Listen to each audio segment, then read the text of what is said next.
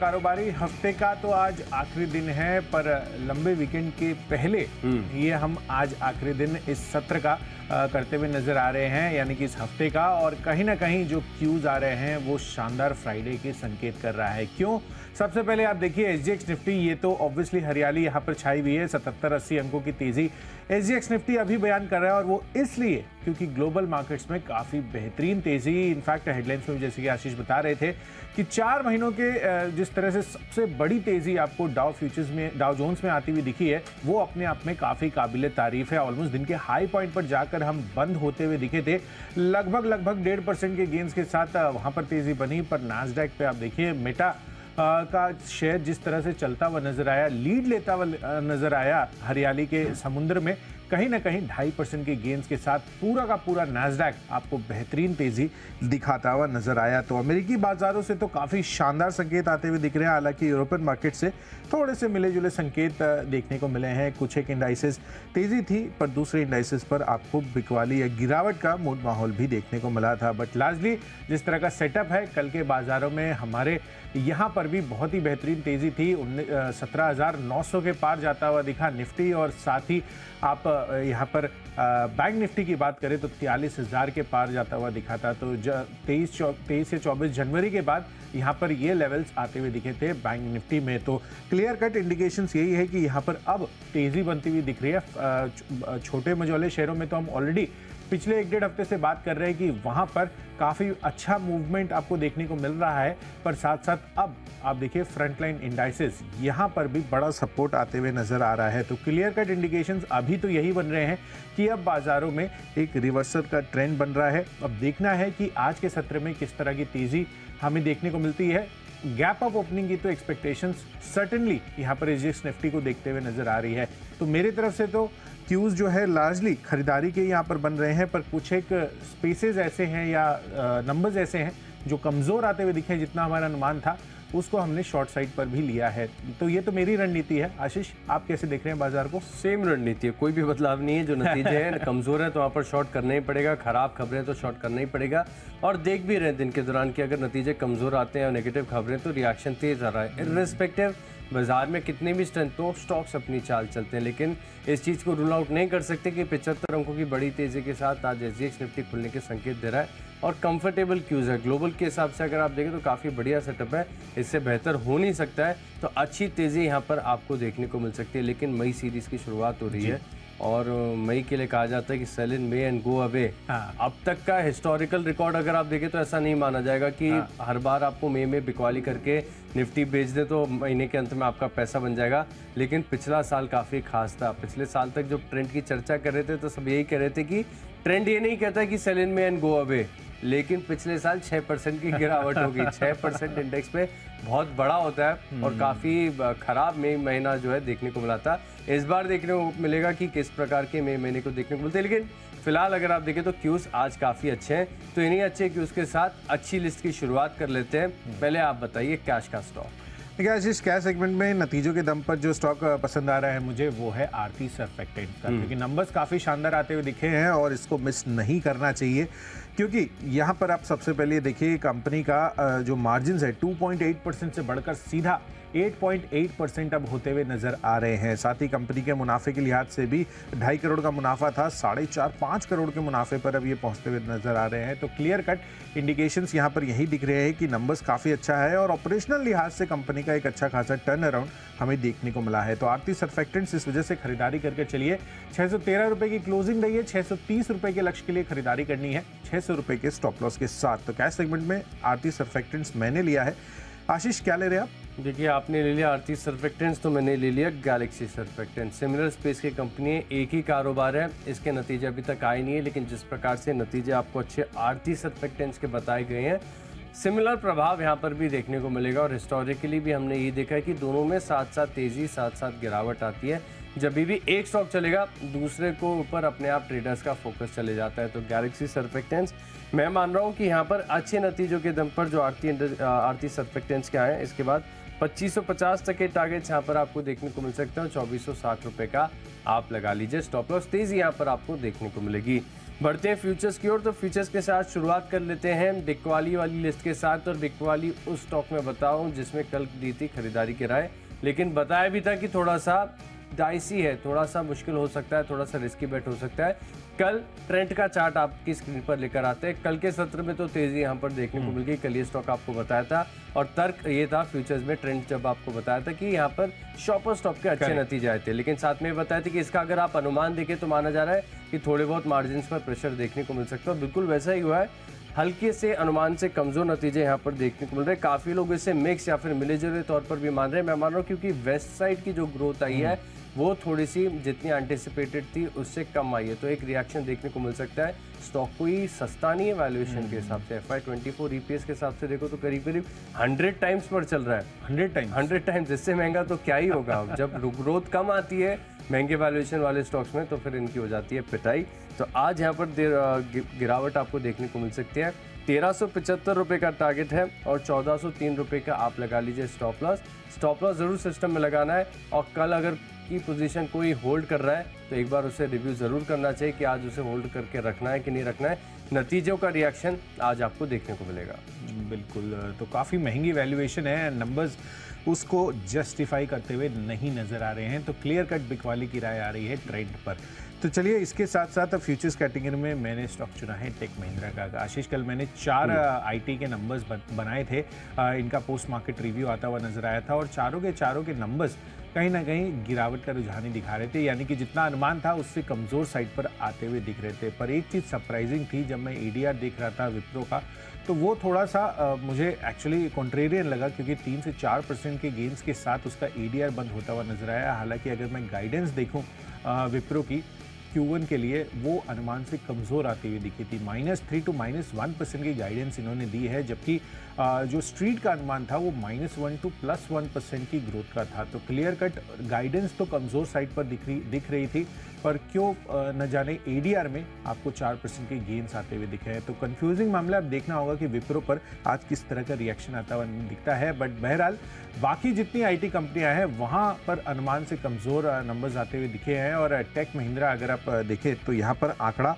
सबसे पहले मैं आपको बता दूं, कांस्टेंट करेंसी टर्म्स में जो इनका हमारा अनुमान था करीबन 1.6% के गेंस का, उसके मुकाबले जो कांस्टेंट करेंसी रेवेन्यू ग्रोथ आती हुई दिखी है वो काफ़ी कम थी। तो कहीं ना कहीं वो एक इंडिकेशन है कि यहाँ पर गिरावट रह सकती है। और साथ ही आप देखिए एडजस्टेड बेसिस पर जो ऑपरेशनल परफॉर्मेंस रही है वो 7% गिरकर 1529 करोड़ पर आती हुई नजर आ रही है। और मार्जिन्स भी एडजस्टेड बेसिस पर 11.8% का हमारा अनुमान था, उसके मुकाबले 11.1% के मार्जिन्स कंपनी दर्ज किया है और मुनाफे में 13-14% की गिरावट रही है। ये सभी के आंकड़े मैं क्वार्टर बेसिस पर आपको बता रहा हूँ। तो नंबर्स जितना अनुमान था उससे कमजोर आते हुए दिखे हैं, तो टेक महिंद्रा इस वजह से सेल है। 980 रुपए के टारगेट के लिए बिकवाली करनी है, 1025 रुपए आपको स्टॉप लॉस रखना है। चलिए इसके बाद अगली कैटेगरी है ऑप्शंस की, और आज के लिए मेरा बेस्ट ऑप्शन है HUL पर भी बिकवाली करने की राय है, क्योंकि जिस तरह से कल नंबर्स के बाद इसकी प्रेस कॉन्फ्रेंस होती हुई दिखी उसमें इन्होंने ये क्लियर कट कहा कि जो रूरल एरिया में रिकवरी है उसमें अभी समय लग सकता है। एंड लार्जली जिस तरह की कमेंट्री आ रही है वो HUL को लेकर मुझे लग रहा है कि आज इस स्टॉक में धीमापन आ सकता है। और कल भी आप देखिए ऑलमोस्ट 1.5 से 2% तक की गिरावट के साथ इस पर क्लोजिंग होती हुई दिखी थी। तो 2460 रुपये का जो पुट ऑप्शन है नियरली एट द मनी है, यहाँ पर खरीदारी करनी है, 37 रुपये पर उपलब्ध है। 60 रुपये का टारगेट आज के लिए बनाना है, पर 25 रुपये का स्टॉप लॉस आपको लोअर साइड पर बनाकर चलना है। तो ऑप्शंस में HUL में करें बिकवाली। ऑप्शन के माध्यम से HUL में आप बिकवाली करके चल सकते हैं। ऑप्शन के माध्यम से मैं खरीदारी कर रहा हूँ उस स्टॉक के अंदर जहाँ पर मैंने देखा है कि काफ़ी बार जब नास्डैक में या फिर IT स्टॉक्स में तेज़ी आती है तो इसी के साथ ये चलता है। स्टॉक का नाम है इन्फो एज यानी नौकरी। यहाँ पर भी अगर आप देखें तो जिस प्रकार से बड़ी तेज़ी आपको नास्डैक में देखने को मिली है, मैं मान रहा हूँ कि नौकरी के स्टॉक में भी आज आपको दम देखने को मिलेगा। तो इसके चलते आप ऑप्शन के माध्यम से रणनीति बनाकर चल सकते हो और मैं मान रहा हूँ कि दिन के दौरान तेज़ी यहाँ पर देखने को मिलेगी। 3750 की जो कॉल ऑप्शन है यहाँ पर आप करिए खरीदारी। टारगेट है मेरा करीब 122 रुपये का, और स्टॉप लॉस आप लगाकर चलेंगे सिस्टम में 104 रुपये का स्टॉप लॉस लाकर खरीदारी करें। और बेहतर यही होगा कि एंड ऑफ द डे तक आप इसको जो है स्क्वायर ऑफ कर दें, क्योंकि आप लंबे वीकेंड के लिए जा रहे हैं, इतनी टाइम वैल्यू लूज़ नहीं करनी है। फिर ऐसा ना हो कि कहीं आप जो है थट्टा डीके का जो शिकार हो जाए। तो इससे बेहतर यही होगा कि आप यहाँ पर फिलहाल देखिए तो इंट्राडे के हिसाब से ही इस स्टॉक में आप फोकस बनाकर चल सकते हैं। बढ़ते हैं हमारी अगली कैटेगरी की ओर, जो कि है टेक्नोपिक। और टेक्नोपिक के लिहाज से एक रिस्क ले लिया है। टेक्निकल जिस स्टॉक के बहुत अच्छे हैं, लेकिन नतीजे अभी तक आए नहीं। नतीजे आज आते हुए नजर आएंगे SBI कार्ड्स के। इसका सेटअप काफ़ी समय से मेरे रडार पर था, मुझे बहुत बढ़िया लग रहा है। और ये स्टॉक के साथ मैं मान रहा हूँ कि जब तक आपका स्टॉप लॉस ट्रिगर ना हो, तब तक बड़े कंफर्टेबली स्टॉक में आप पोजीशंस अपनी होल्ड करके चल सकते हैं। जो स्ट्रक्चर बना हुआ है वो इंडिकेट कर रहा है कि अब यहाँ से बड़ी तेज़ी, बड़ा ब्रेकआउट देखने को मिलेगा। और जो गिरावट आ रही थी अब तक, और वो गिरावट खत्म हो सकती है, तो यहाँ पर भी आपको नज़र रखनी चाहिए। SBI कार्ड्स रिस्की है, लेकिन चांस लेना चाहिए। अगर आप खरीदारी ना भी करें तो एक बार टेक्निकल चार्ट जरूर देख लीजिए लर्निंग पर्पस के लिए। लेकिन अच्छा चार्ट है, 840 रुपये तक के लक्ष्य यहाँ पर आपको देखने को मिल सकते हैं। और स्टॉप लॉस अगर खरीदारी कर रहे हैं तो स्टॉप लॉस 760 रुपये का लगा लीजिए। 760 के नीचे जाते ही फिर कंफर्ट नहीं है स्टॉक के अंदर, लेकिन फिलहाल 840 तक के जो लक्ष्य है यहाँ पर आपको देखने को मिलेंगे। बिल्कुल। तो कहीं ना कहीं अब यही दिख रहा है कि जो SBI समूह है, जैसे कि हम इसकी बात करते हैं, बजाज की बात करते हैं, एंड ओवरऑल पूरे के पूरे ग्रुप के पर्सपेक्टिव से देखते हैं कुछ एक कंपनियों को, यहाँ HDFC in fact for that matter, तो बजाज, HDFC, वैसे ही अब SBI का भी समूह बनता हुआ नजर आ रहा है। SBI कार्ड्स और SBI लाइफ, कल क्या शानदार नंबर्स उसके भी आते हुए दिखे थे। तो क्लियर कट SBI कार्ड्स अब टेक्निकल चार्ट्स पर तो फोकस है ही, साथ ही आपको नंबर्स भी देखने हैं। चलिए, तो इसी के साथ टेक्निकल चार्ट्स आशीष ने आपको बताए हैं SBI कार्ड्स के। यहाँ पर खरीदारी करने की राय है मेरी तरफ से है हीरो मोटोकॉर्प का काउंटर। यहाँ पर अब आप अपनी बुलिश ट्रेंड बनाकर चल सकते हैं। इसके पहले भी मैंने आपको काफ़ी बारी हीरो मोटोकॉर्प बताया है, पर अब कहीं ना कहीं इसका कॉन्फर्मेशन आता हुआ दिख रहा है। ओवरऑल जिस तरह से चार्ट स्ट्रक्चर बना है पिछले 5 से 10 दिनों का, यहाँ पर आप देखिए लगातार तेज़ी बनती हुई दिख रही है। और यहाँ ये चीज़ काफ़ी इंटरेस्टिंग बन रही है इनके लिए, क्योंकि 2300 रुपये के लेवल से ये धीरे धीरे बढ़ते बढ़ते अब 2500 के लेवल्स तक आ चुका है। मुझे लग रहा है कि यहाँ पर चार्ट्स और फर्दर परफॉर्मेंस के लिए तैयार हो रहा है। वैसे भी मार्च महीने में आप देखेंगे तो जिस तरह का इनके नंबर्स आते हुए दिखे थे, अब तो ऑटो बिक्री आंकड़े अगेन आते हुए नजर आएंगे। आज हम उसका अनुमान भी आपके सामने लेकर आएंगे मोस्ट लाइकली। तो आपको ये चीज़ ध्यान रखनी है कि हीरो मोटोकॉर्प की अब प्रदर्शन अप्रैल महीने में भी कैसा रहता है, तो इस पर भी फोकस कर चलिए। तो इस वजह से हीरो मोटोकॉर्प खरीदारी कर चलनी चाहिए। मार्च की आउट परफॉर्मेंस हो सकता है कि अप्रैल महीने में भी रिपीट होती हुई नजर आए। तो 2610 रुपये के टारगेट के लिए यहाँ पर खरीदारी करनी है। 2500 रुपये आपको यहाँ पर स्टॉप लॉस लगाकर चलना है। चलिए, टेक्निकल चार्ट्स के आधार पर जो पिक्स है हमारी वो भी हमने पूरी कर ली है। इसके साथ साथ अब आपको फंडा पिक की तरफ नजर डालना है। फंडामेंटली मुझे स्टॉक पसंद आ रहा है एम्फेसिस का। फंडामेंटली क्या कहें, इसमें जिस तरह के नंबर्स आते हुए दिख रहे हैं, ओवरऑल IT स्पेस के लिए ही फंडामेंटल्स अभी खराब नजर आ रहे हैं। तो टेक महिंद्रा के साथ साथ एम्फेसिस यहाँ पर भी बिकवाली कर चलिए। और चार्ट स्ट्रक्चर वाइज भी देखिए तो लगातार गिरावट के पैटर्न पर यह काउंटर आता हुआ दिखा है। खासा बिकवाली यहाँ पर 2100-2200 के लेवल से होती हुई दिखी है। तो एम्फेसिस नंबर्स बता दूं आपको, 15.3% पर मार्जिन स्टेबल रहे हैं।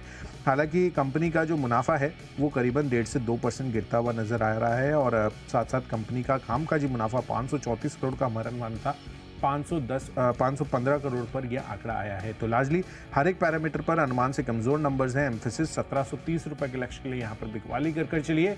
1810 हायर साइड पर आपको स्ट्रिक्टली स्टॉप लॉस फॉलो करना है, क्योंकि नैस्डैक में हो रखी है तेजी। तो हो सकता है कि एक कॉन्ट्रा आपको यहाँ पर मूव एम्फेसिस समेत तमाम IT काउंटर्स पर आता हुआ नजर आए। तो थोड़ा सा कॉशियस, थोड़ा सा विजिलेंट होकर इस स्टॉक में आपको ट्रेड करना है। एम्फेसिस यहाँ पर बेहतरीन राय आ रही है। अब बात करूं मैं अपनी फंडा पिक की, तो फंडा पिक के लिहाज से पसंद आ रहा है ग्लेनमार्क लाइफ। इसका जिक्र थोड़े दिन पहले भी किया था, जब इसने डिविडेंड अनाउंसमेंट किया था तब बताया गया था कि इसकी डिविडेंड यील्ड करीब 4.5-5% के आसपास की आती है। आज दरअसल अगर आप देखें तो फंडा पिक में इसके लिए शामिल किया कि कंपनी के नतीजे है। नतीजे अगर आप देखें तो बहुत ही दमदार देखने को मिल रहा है। मुनाफा जो है 48% की ग्रोथ यहाँ पर आपको देखने को मिली है। मुनाफा जो है काफ़ी बढ़िया, इनफैक्ट मार्जिन्स काफ़ी अच्छे देखने को मिले यहाँ पर, और जो मुनाफा है इसमें भी ग्रोथ काफ़ी बढ़िया देखने को मिली है। तो इसके चलते मैं मान रहा हूँ कि स्टॉक में तेज़ी देखने को मिल सकती है। हालांकि लोअर लेवल से अगर आप देखें तो सब्सटैंशियल रिकवरी स्टॉक में ऑलरेडी आ चुकी है, लेकिन जो IPO के बाद स्टॉक में गिरावट आई थी वो अभी भी रिकवर नहीं हुई है। और फार्मा स्टॉक जो है एपीआई वाली कंपनीज है ये अभी भी काफ़ी अंडर ओन्ड है, इनमें बहुत ही ज़्यादा अभी भी बिकवाली देखने को मिल रही है, तो यहाँ पर फोकस करके चल सकते हैं। आज बड़ा बाउंस देखने को मिलेगा, 525 रुपये का टारगेट है, खरीदारी करके चल सकते हैं। स्टॉप लॉस लगाना है 467 रुपये का। थोड़ा सा दिन आपको हो सकता है कि देना पड़े, समय देना पड़े 525 के टारगेट के लिए, लेकिन क्योंकि नंबर्स अच्छे आ रहे हैं तो होल्ड करने का कंफर्ट भी आ रहा है। बढ़ते आगे, और अगली जो हमारी कैटेगरी है वो है आईपीएल स्टॉक। आईपीएल स्टॉक यानी निवेश के लिहाज से जो स्टॉक हम आपको बताते हैं, और यहाँ पर अगर आप देखें तो बहुत ही सस्ता है। इनफैक्ट मुझे तो याद नहीं आता कि ट्रेडर्स डायरी में निवेश के लिहाज से इतना सस्ता भाव के हिसाब से कभी स्टॉक हमने रिकमेंड किया होगा। सेंट्रल बैंक बहुत पसंद आ रहा है। जिस प्रकार से अगर आप देखें तो स्टॉक का स्ट्रक्चर बना होता वीकली चार्ज पर, मंथली चार्ज पर, इससे पहले भी इसी रेंज के आसपास आने के बाद स्टॉक ने बड़ी रैली दिखाई थी, बड़ा ब्रेकआउट आया था, एक तरफा तेजी यहां पर देखने को मिली थी।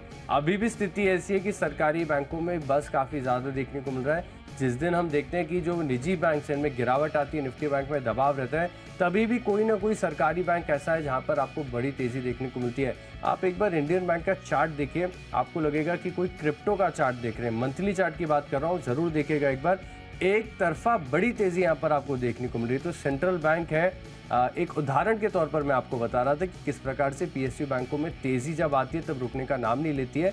इसी के चलते सेंट्रल बैंक है, ये भी मेरे रडार पर, यहाँ पर भी मैं मान रहा हूँ कि तेजी आपको देखने को मिलेगी। 35 रुपए तक के जो लक्ष्य हैं देखने को मिलेंगे। एक साल का समय देना होगा, और जो इंडियन बैंक का उदाहरण दे रहा था उसका मंथली चार्ट आपको एक बार जरूर देखना चाहिए कि किस प्रकार से बड़ी ग्रोथ यहाँ पर देखने को मिली। तो सेंट्रल बैंक निवेश करना है 35 के टारगेट के लिए। चलिए, तो Central Bank of India, in fact Ashish मैं बता दूं इसके कल नंबर्स भी आने वाले हैं। तो जिस तरह से आपको तमाम जितने भी अन्य सरकारी बैंक हैं उनके नंबर्स आते हुए दिख रहे हैं, एक्सपेक्टेशंस तो यही है कि सेंट्रल बैंक ऑफ इंडिया के भी अच्छे नंबर्स आ सकते हैं। और नंबर्स के पहले आप देखिए ऑलमोस्ट 5% के गेन्स कल के सत्र में यहाँ पर बनते हुए नजर आए थे। चलिए, तो आईपीएल स्टॉक में सेंट्रल बैंक ऑफ इंडिया आशीष की तरफ से आ रहा है पिक, और मेरी तरफ से आईपीएल स्टॉक में सुप्राजीत इंजीनियरिंग, यहाँ पर आपको खरीदारी करने की राय है। इसके पहले भी मैंने आपको ये काउंटर बताया है, पर टारगेट्स अब थोड़े से रिवाइज कर रहा हूँ। 425 रुपए के लक्ष्य के लिए यहाँ पर खरीदारी करनी है। एक साल का आपको प्ले कर चलना है। सबसे पहले आप फंडामेंटल्स इसके देख लीजिए, जिस तरह से रिटर्न ऑन इक्विटी है 15-16% की एवरेज ये देता हुआ नजर आ रहा है। एंड मोर इम्पोर्टेंटली जिस तरह से डाइवर्सिफिकेशन कंपनी ने किया है ओवर दो दशकों में, वो अपने आप में काफ़ी इंटरेस्टिंग है। पहले 96-97% इनका टू व्हीलर से ही केवल आता था। अब आप देखिए कंपनी ने किस तरह से डाइवर्सिफाई किया है। ऑटोमोटिव केबल्स तो है ही, साथ ही नॉन ऑटोमोटिव केबल्स भी कंपनी बनाना शुरू कर दी है, और अलग अलग अधिग्रहण जो इन्होंने किए हैं वो काफ़ी ज़्यादा इंटरेस्टिंग है। तो आगे के लिए अलग जो 3 डिविजन है इनके, ऑटोमोटिव, नॉन ऑटोमोटिव और साथ ही जो इनका थर्ड डिवीजन है लैम्प डिवीजन, वहाँ पर भी काफ़ी अच्छी ग्रोथ आने की उम्मीद लगाकर चल रहे हैं एनालिस्ट। तो मुझे लग रहा है कि सुप्रजीत इंजीनियरिंग अगले एक साल में 425 रुपए के टारगेट के लिए आप प्ले ऑन कर चल सकते हैं। चलिए बढ़ते हैं अपनी अगली कैटेगरी जो है खबरों के दम पर, और खबर आ रही है आईआरबी इंफ्रा में। खबर ये है कि यहाँ पर ये सिलेक्टेड बिडर घोषित किए गए हैं टोलिंग ऑपरेशंस, मेंटेनेंस और ट्रांसफ़र ऑपरेशंस के लिए Nehru outer ring road Hyderabad में ये जो है प्रोजेक्ट है। तो क्लियर कट इंडिकेशंस यही है कि यहाँ पर आगे चलकर इनका जो टोल रेवेन्यू है इससे बड़ा सपोर्ट मिलता हुआ नजर आएगा, और इसी वजह से मुझे लग रहा है कि यहाँ पर आईआरबी इंफ्रा पर फोकस कर चलना चाहिए। 27-27.5 रुपये की क्लोजिंग रही है। 29 रुपये केवल इंट्राडे पिक है, इस खबर के दम पर ही 29 रुपये के टारगेट के लिए खरीदारी कीजिए। 26.5 रुपये आपको स्टॉप लॉस रखना है। 26.5 रुपये का स्टॉप लॉस लाकर आप यहाँ पर फोकस करके चल सकते हैं। अब बात करें खबरों की, तो खबरों के लिहाज से मैं बेच रहा हूँ GCPL यानी गोदरेज कंज्यूमर प्रोडक्ट्स लिमिटेड। यहाँ पर आपको करनी है बिकवाली। दरअसल अगर आप देखें तो वीकनेस देखने को मिल रही है। कल ही जो है डील का अनाउंसमेंट हो गया था कि रेमंड का जो FMCG कारोबार है ये करीब 3800 करोड़ में खरीदने वाले हैं। आप देखिए खबर तो आ गई थी ऑलरेडी, लेकिन इस खबर के लिहाज से आप देखें तो लोग ये मान रहे हैं कि सबसे पहली बात की थोड़ा सा महंगा वैल्यूएशन क्या है। करीब करीब अगर आप देखें तो 4.5 टाइम्स का जो सेल्स पे है इसमें खरीदारी की है। अब नकदी के हिसाब से देखें तो GCPL के पास 2000 करोड़ के आसपास है, 2800 करोड़ समथिंग में खरीदारी करने वाले। तो फंडिंग कैसे होगी, क्या होगी, इसके ऊपर अभी भी क्लैरिटी नहीं है। और इस इंटीग्रेशन के बाद माना जा रहा है क्योंकि जो बिजनेस है रेमंड का, इसके अंदर मार्जिन्स इतने बेहतर और बढ़िया नहीं है, तो हो सकता है कि इसके साथ मिलकर गोदरेज कंज्यूमर प्रोडक्ट्स के भी मार्जिन्स है, यहाँ पर भी इम्पैक्ट है। तो बाजार इतना कुछ खुश नहीं है। रेमंड में तो आपने देखा था, रेमंड का चार्ट आपकी स्क्रीन पर लेकर आते हैं कल खबर के बाद, किस प्रकार की बड़ी तेजी यहाँ पर आपको देखने को मिली थी। चार्ट आपकी स्क्रीन पर आएगा। तो वहाँ पर अगर आप देखें तो अच्छा उछाल देखने को मिला था, लेकिन क्योंकि GCPL महंगा खरीद रहा है, इनके मार्जिन्स पर हिट आ रहा है और अब इससे लोगों को एक और डर लग रहा है। देखिए रेमंड का चार्ट आपकी स्क्रीन पर आ गया। खबर के बाद दिन के दौरान 7-8% तक के मूव्स देखने को मिलते हैं। 6% की बड़ी तेजी के साथ ये स्टॉक बंद हुआ है। तो GCPL में लोग मान रहे हैं कि इंटीग्रेशन में थोड़ी सी दिक्कतें होंगी, महंगा खरीदा है तो इम्पैक्ट यहाँ पर आपको देखने को मिल सकता है। और साथ में अर्निंग डाउनग्रेड्स को लेकर भी एक बड़ा चिंता बनी हुई है बाजार में, तो यहाँ पर आपको गिरावट देखने को मिल सकती है। तो यहाँ पर जो 961 के आसपास की कल की क्लोजिंग है, आप एक काम कीजिए, बिकवाली कीजिए। लेकिन क्योंकि हो सकता है कि बड़ी गैप डाउन ओपनिंग हो जाए, अगर ऐसा होगा तो फिर आपको स्टॉक छोड़ना ही पड़ेगा, कोई उपाय नहीं है। लेकिन अगर नहीं होता है तो 948 रुपये के टारगेट्स के लिए आप यहाँ पर शॉर्ट पोजीशंस बनाकर चल सकते हैं। 965 रुपये का आपको लगाना होगा स्टॉप लॉस। तो चलिए ऑप्शन के माध्यम से कॉल तो हमने जान लिए, बढ़ते आखिरी कैटेगरी यानी माई चॉइस की तरफ। और यहाँ पर देखिए पहला स्टॉक है मेरी लिस्ट में इंडियन होटल, जहाँ पर आप रखेंगे नजर। देखिए सबको पता था कि नतीजे काफ़ी बढ़िया आएंगे, एस्टिमेट ही बिल्कुल वैसे थे कि अच्छे 5 गुने की बढ़त यहाँ पर आपको मुनाफे में देखने को मिलेगी। तो अनुमान बता रहा हूँ, लेकिन जिस प्रकार से आप देखिए सिर्फ मार्जिन का आंकड़ा ऐसा है जो बाजार के अनुमान के मुताबिक ही देखने को मिला। बाकी आप आय का नंबर देखें, कामकाजी मुनाफे का यानी एबिटा का नंबर देखें या मुनाफे का नंबर देखें, सबके सब तीनों आंकड़े जो है काफ़ी बेहतर यहाँ पर देखने को मिले। एक ही चिंता की कारण है, स्टॉक में बड़ी तेजी यहाँ पर देखने को मिली है। इनफैक्ट एक साल में 50% के आसपास के रिटर्न्स देखने को मिले। अब ऑल टाइम हाई के आसपास ही देखिए ये होवर अराउंड कर रहा है, यहीं पर कंसोलिडेशन देखने को मिल रहा है। रिस्की बेट हो सकता है क्योंकि चल बहुत ज़्यादा चुका है स्टॉक, लेकिन नतीजे ऐसे आए हैं, हो सकता है कि सिर्फ इंडियन होटल्स नहीं पूरे सेक्टर पर इस अच्छे नतीजों का जो है प्रभाव आपको देखने को मिले। लेकिन एक चांस लेंगे, 352 रुपये के टारगेट्स के लिए यहाँ पर खरीदारी करके चल सकते हैं और स्टॉप लॉस लगाना है आपको 335 रुपये का। बढ़ते हैं हमारे अगले स्टॉक की तरफ। तो वो मैंने चुना है PI इंडस्ट्री, जहाँ पर अगर आप देखें तो कल देर शाम को खबर आई है कि इन्होंने 2 फार्मा स्पेस में एक्विजिशन किए। और ये जो एक्विजिशन की, इनमें अच्छी बात मुझे ये लग रही है कि ये जो QIP प्रोसीड्स थी इनका इस्तेमाल किया गया, साथ में जो इंटरनल नकदी है इसका भी इस्तेमाल किया। और ये जो एक्विजिशन की है, माना जा रहा है कि इससे PI इंडस्ट्रीज़ को फ़ायदा ही होगा। तो यहाँ पर खरीदारी करके चल सकते हैं आप। करीब 3115 रुपये के लक्ष्य के लिए 3050 रुपये का आपको लगाना है स्टॉप लॉस। और आखिरी स्टॉक है टाइटन, जहां पर मैं मान रहा हूं कि तेजी आपको देखने को मिल सकती है। ओवरऑल बाजार का सेंटीमेंट काफ़ी अच्छा है। SGX निफ्टी भी अगर आप देखें तो करीब 80 अंकों की बढ़त के साथ खुलने के संकेत आपको दे रहा है। तो ऐसे में जो आज लार्ज कैप स्टॉक्स हैं इनमें भी आपको बढ़िया तेजी देखने को मिलेगी। खरीदारी करेंगे 2690 के लक्ष्य के लिए 2650 का लगाएंगे स्टॉप लॉस। चलिए मेरी तरफ से माई चॉइस कैटेगरी में भी तीनों के तीनों खरीदारी के कॉल है, जिसमें सबसे पहला है केवल किरण क्लोथिंग। नंबर्स काफ़ी शानदार यहाँ पर आते हुए दिखे हैं। मार्जिन 19% से 19.5% है। क्वार्टर ऑन क्वार्टर बेसिस पे देखेंगे तो 17% के मुकाबले यहाँ पर 19.5% के मार्जिन आए हैं। साथ ही कंपनी का मुनाफा 27% बढ़कर 32 करोड़ पर आता हुआ दिख रहा है और कंपनी का कामकाजी मुनाफे में भी 20% से ज़्यादा की ग्रोथ है। तो नंबर्स ओवरऑल काफ़ी अच्छे हैं। स्टॉक कल के दिन में बहुत ज़्यादा भी चला हुआ नहीं है, तो यहाँ पर फोकस रखिए, नतीजों के दम पर खरीदारी करिए। 472 रुपए के टारगेट के लिए 452 रुपए आपका स्टॉप लॉस बनेगा। दूसरा कॉल है ताज जीवी के होटल्स पर। जैसे कि आशीष ने इंडियन होटल्स लिया और कहा कि यहाँ पर तमाम आपको होटल स्पेस से जितनी भी जुड़ी हुई कंपनियां हैं वहाँ पर अच्छी तेज़ी आज आपको देखने को मिल सकती है। जिस तरह से ओरिएंटल होटल्स के भी आपने पहले नंबर्स आते हुए दिखे, महिंद्रा हॉलीडेज़ के काफ़ी शानदार नंबर्स थे, तो इस वजह से इसी तर्ज पर इंडियन होटल्स के जो नंबर्स आए हैं, मुझे लग रहा है कि ताज जीवीके में भी आज आपको खरीदारी कर चलनी चाहिए। कल के दिन में भी ऑलमोस्ट स्टेबल रहा है, यहाँ पर तेज़ी नहीं बनी है, खरीदारी करके चल रही है। 224 रुपये के लक्ष्य के लिए 215 रुपये का स्टॉप लॉस रखना है। और आखिरी कॉल है HDFC लिमिटेड, यहाँ पर खरीदारी करने की राय है। दरअसल कल के सत्र का अगर आप चार्ट स्ट्रक्चर देखेंगे तो बेहतरीन तेजी देखने को मिली। बैंक निफ्टी पर नजर डालें तो वहां पर 43,000 के ऊपर हम जाते हुए नजर आ रहे थे। तो क्लियर कट इंडिकेशंस यही हैं कि आगे चलकर NBFC स्पेस पर भी अच्छा खासा तेजी का रुझान आपको देखने को मिल सकता है। तो HDFC लिमिटेड खरीदारी करके चलिए। 2850 रुपए के टारगेट के लिए मजबूत चार्ट स्ट्रक्चर है। 2740 रुपए ये आपका आज के लिए स्टॉप लॉस बनेगा। तो स्टॉप लॉस लाकर आप यहाँ पर फोकस करके चल सकते हैं। तो चलिए जो 20 स्टॉक्स है इनकी फोकस लिस्ट हो गई तैयार। और अगर आपने कोई भी स्टॉक या कोई भी लेवल मिस कर दिया है तो पहले जल्दी से देखिए रिकैप। कैश का स्टॉक है मेरी लिस्ट में गैलेक्सी सर्फेक्टेंट्स। ट्रेंड के फ्यूचर्स में आएगी गिरावट, लेकिन नौकरी 3750 का कॉल ऑप्शन खरीदेंगे। और टेक्निकली पसंद आ रहा है SBI का आज ग्लेनमार्क लाइफ, नतीजे बहुत बढ़िया है। सेंट्रल बैंक है बड़ी तेजी के लिए तैयार और GCPL में करेंगे बिकवाली। इंडियन होटल्स के नतीजे अनुमान से काफ़ी बेहतर। PI इंडस्ट्रीज में करेंगे खरीदारी और टाइटन में भी देखने को मिलेगी तेजी। इन 10 स्टॉक्स में मेरा कन्विक्शन सबसे ज़्यादा है सेंट्रल बैंक टेक्नोपे के आज की, जहां पर अगर आप देखें तो बड़े ब्रेकआउट के संकेत हैं। 35 रुपए के लक्ष्य के लिए निवेश करेंगे। चलिए, अच्छे नतीजों के दम पर आरती सर्फेक्टेंट्स में तो करनी है खरीदारी, पर दूसरी तरफ टेक महिंद्रा के आए हैं नंबर्स कमजोर। साथ ही पोस्ट नंबर्स कमेंट्री आई थी एचयूएल की, वो थोड़ी सी कमजोर लग रही थी, तो यहाँ पर आपको बिकवाली करने की राय है। टेक्निकल चार्ट सेक्शन पर हीरो मोटोकॉर्प अच्छा लग रहा है, एम्फेसिस बिकवाली करके चलिए, नंबर्स कमजोर है। आईपीएल स्टॉक के लिहाज से सुप्राजीत इंजीनियरिंग अगले 1 साल के लिए पसंद आ रहा है। खबर पर आईआरबी इंफ्रा आज रिएक्ट कर सकता है। साथ ही नंबर्स अच्छे आए हैं केवल किरण क्लोथिंग के। ताज जीवी के खरीदारी करिए, इंडियन होटल्स के नंबर्स के आधार पर यहाँ पर पूरा का पूरा स्पेस आज बस कर सकता है। और एचडीएफसी लिमिटेड के चार्ट सेक्टर अच्छे लग रहे हैं। उन सब में आज का मेरा बेस्ट पिक बन रहा है सुप्राजीत इंजीनियरिंग। ऑटो एंसिलरी स्पेस से काफ़ी बेहतरीन प्ले है एंड कहीं ना कहीं आगे के लिए अच्छी ट्रजेक्टरी भी दिखा रहा है रिटर्न ऑन इक्विटी वाइज। तो अगले 1 साल में 425 रुपए के टारगेट के लिए सुप्राजीत इंजीनियरिंग में करके चलिए खरीदारी।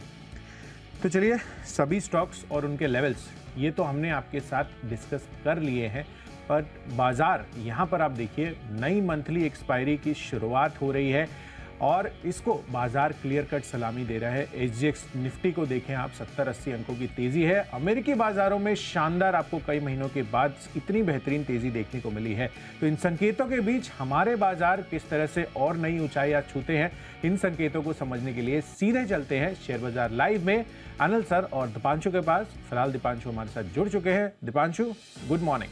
Good morning Kushal, good morning Ashish. बिल्कुल नई सीरीज की शुरुआत है। अप्रैल में तो जबरदस्त बाजार ने रिबाउंड दिखाया है। क्या ये मोमेंटम बना रहेगा और आप इसका कैसे फायदा उठा सकते हैं? क्या 18,000 आ रहा है निफ्टी पर आज? बड़ा सवाल है, आइए जानते हैं इसके बारे में। करते हैं शुरुआत शेयर बाजार लाइव की।